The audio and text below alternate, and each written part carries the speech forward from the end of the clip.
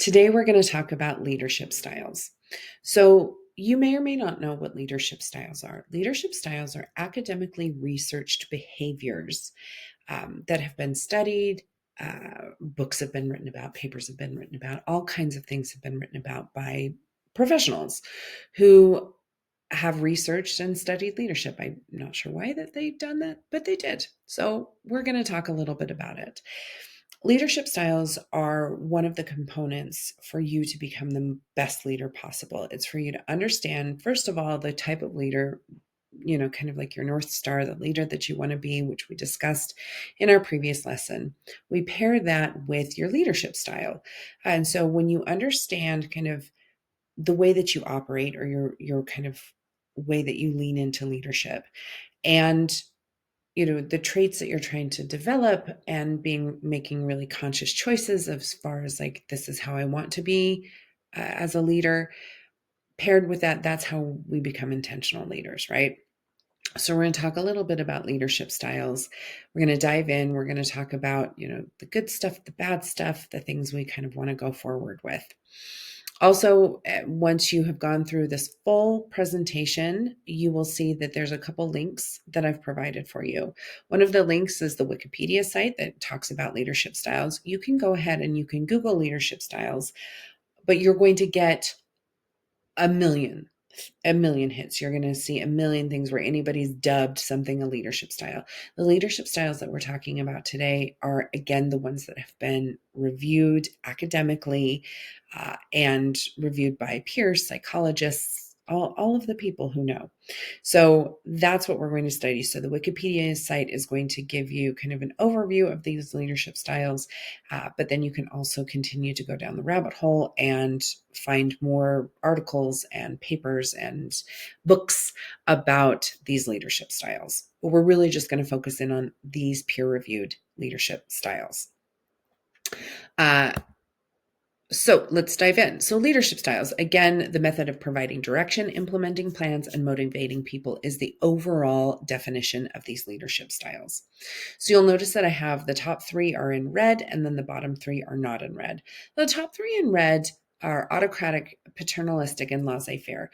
These leadership styles, although not necessarily bad, they are the leadership styles that either are not going to work in the working atmosphere that we have in the United States, or they tend to not be as dynamic. They're really kind of leadership styles that you probably want to steer clear of if you're trying to be an intentional leader and you're really trying to be the best leader out there. Okay, so let's dive in. So autocratic is our first leadership style. So this particular leadership style is more about giving direction and giving orders. So there's not a lot of give and take. There's not a lot of back and forth with conversation. This leadership style does not foster growth outside of a linear growth, right? So it doesn't mean that in autocratic situations, you cannot have career growth or you can't have people under you flourish and have career growth. But it tends to be where, there's very clearly like the leader is here and then the followers are below. And the leaders do not have a dynamic view of how they're leading or how they're taking the team. The leaders are very much take their plays from the company or from their leadership. So because the company said that we're doing it this way, this is how we're doing it. There's no ifs, ands, or buts about it. It's very much a situation of, I'm going to give you instructions. My expectation is that you follow my instructions exactly how I've laid them out. You don't deviate. You don't ask questions. There's not a lot of give and take. There's no back and forth. It's very much kind of like my way or the highway. The leaders tend to be very domineering. They bark orders. They see themselves as superior. So this type of leadership, think military, right? And we can all go watch a ton of like terrible 80s and 90s really military movies, but this is very much, this is the way that we're doing it. This is how we execute, and there is no deviation from this path. So it works well in situations where You have to have a very clear line. There's a very clear power of authority, and there is no room for deviation, and there's no back and forth discourse. So not a lot of problem solving. And not to say that people in the military or people who are police officers, which is the image I chose for this slide, are not problem solvers or aren't free thinkers. But this is the type of leadership. This type of leadership tends to work best in those types of environments. It doesn't mean that other leadership styles don't work there either. It's just this is where it tends to be a little bit more common. And it can feel really kind of overbearing. So that's autocratic. So the next one is paternalistic. So paternalistic, and I think like when you really do the research on paternalistic, it doesn't feel really negative. Employees feel very cared for. They feel extremely loyal to their leaders, and it goes both ways. The leaders look at their followers as children, and so they really want to take care of them. They really want to nurture them. It's the often in these types of situations or leadership styles, you have people who do things outside of work together. So not only do they work together, but they do all of their personal activities with their peers and their employees and their leaders. So this person is really kind of seen as a parental figure, their family inside and outside of work. Nothing is private, right? They want to know what's going on inside of work, and they want to know what's going on outside of work. So it's very open. Again, like a parent. Some of the downfalls of this is they expect their employees to stay loyal and not have career growth. So they expect them to stay loyal within the organization and stay in their position and not have any kind of growth or not go outside of the department or even leave the company. So we can see how that is not really the environment that we want to foster. We want to help our team members grow. We want to help them learn. We want to help them go forward. This type of leadership can be effective. It's typically effective in non-Western cultures, where you really have to be in an environment where somebody needs to look out for you, or somebody really needs to make sure that everything in your life is in order, not just what's going on in the working world. So again, works well in non-Western cultures. In Western cultures, it tends to feel really overbearing, invasive, and you tend to have poor performance because people feel like they don't have any kind of privacy. So the next leadership style is called laissez-faire. And laissez-faire, again, it was highlighted in red because this is kind of the non-manager's manager.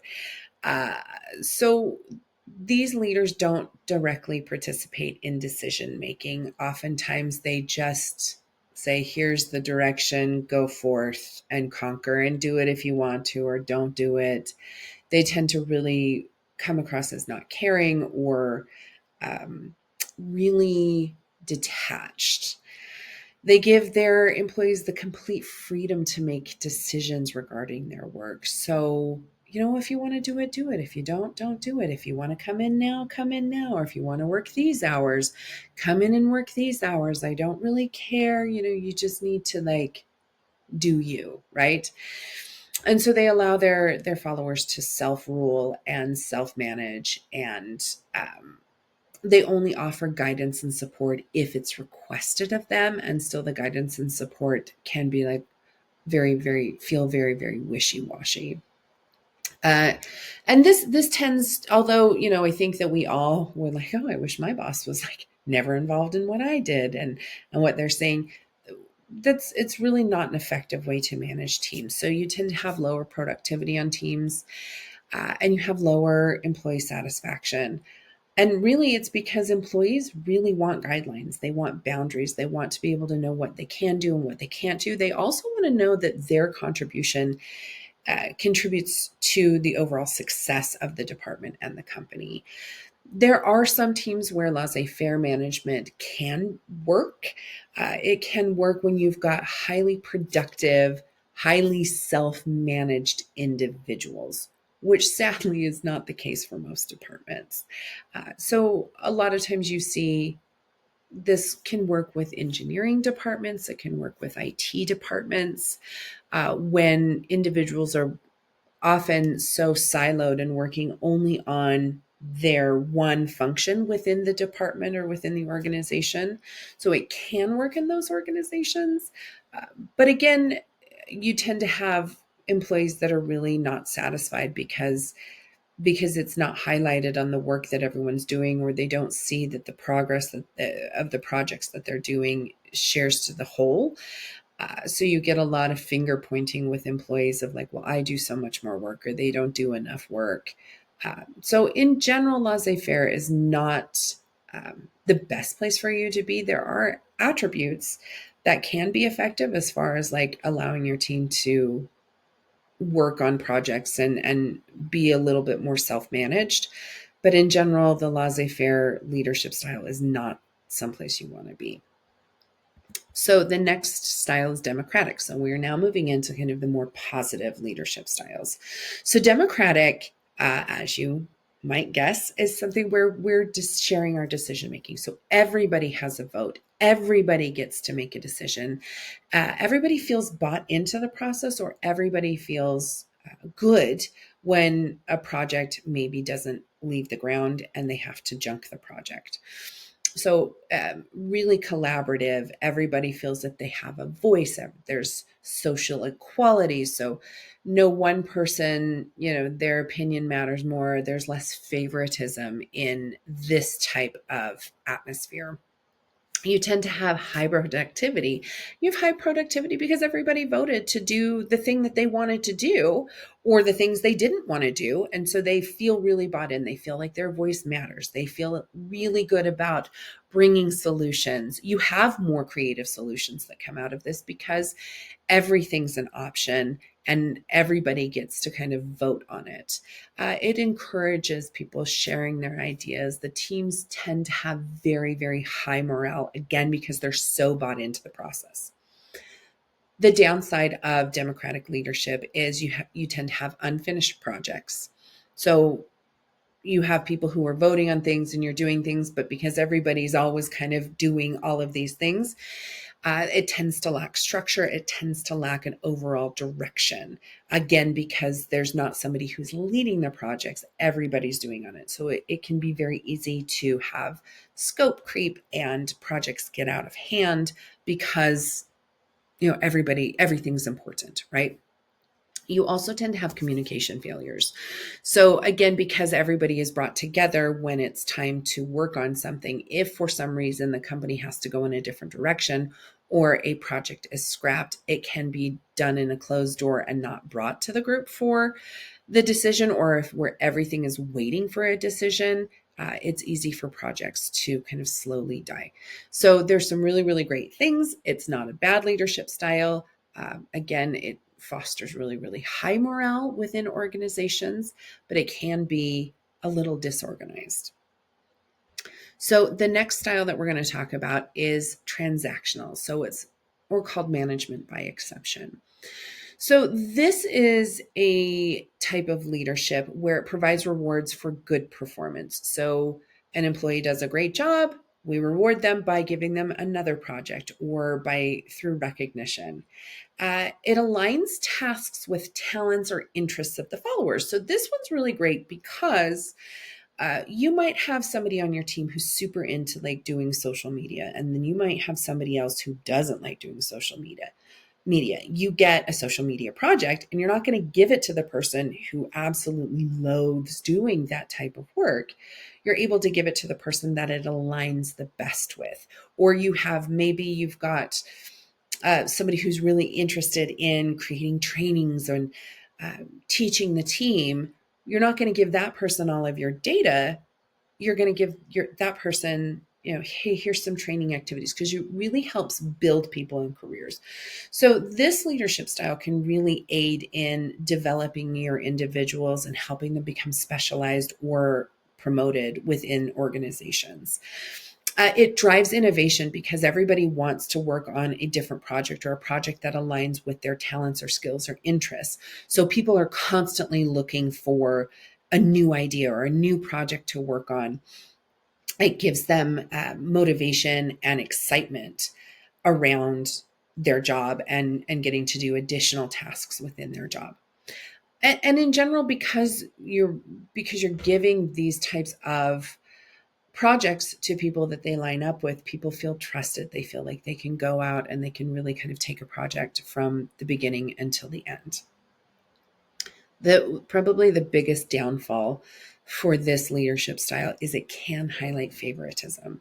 So if you've got somebody that you constantly go to, and let's say it's the year of social media, right? We're making social media moves, we're doing things, we're developing people. So you're constantly going to that person. So the rest of the team can see that as favoritism, as, oh, well, Linda always picks Sloan to do this particular project. I'm never going to get to work on something.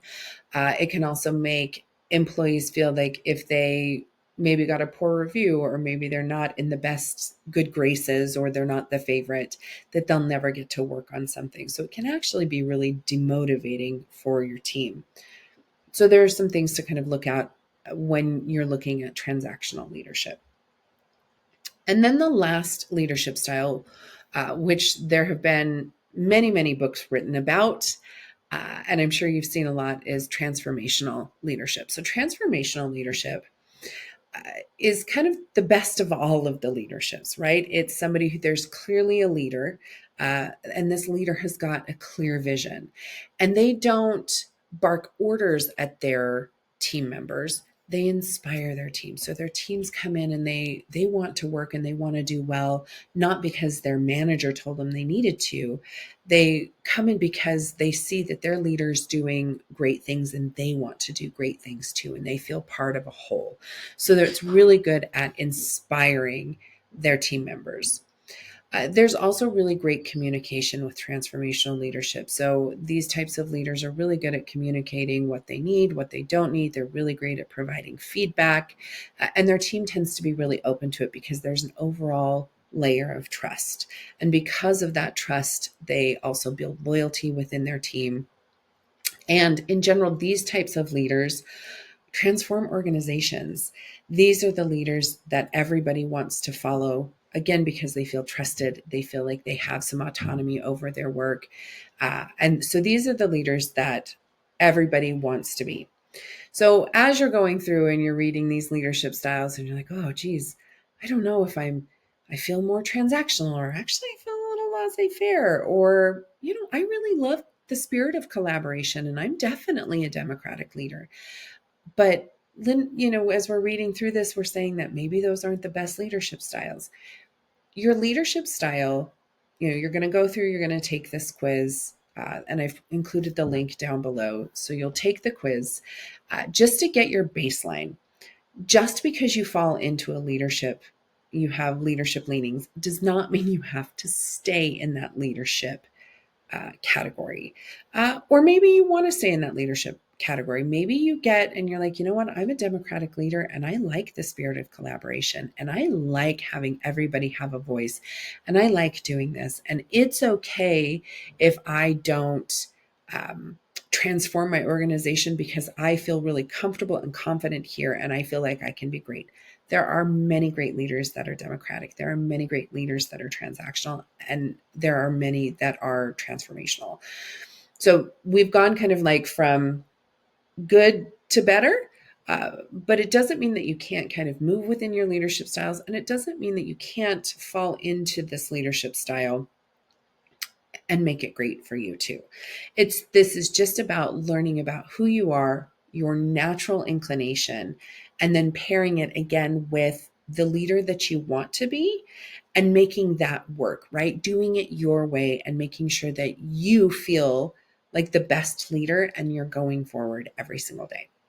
So now you know about the leadership styles. Like I said, down below, there's a link to take the quiz. I don't even think you have to provide your email address. You can also pay for the quiz and get like a breakdown and a bunch of other things. You can just do the free quiz. The free quiz will give you your overall kind of leadership style. So you're going to go ahead and do that. Then what in the next lessons to come, we're going to pair your leadership style with your intentional leadership, and that's how we're going to go forward. So with that said, go take the quiz, go learn about your style.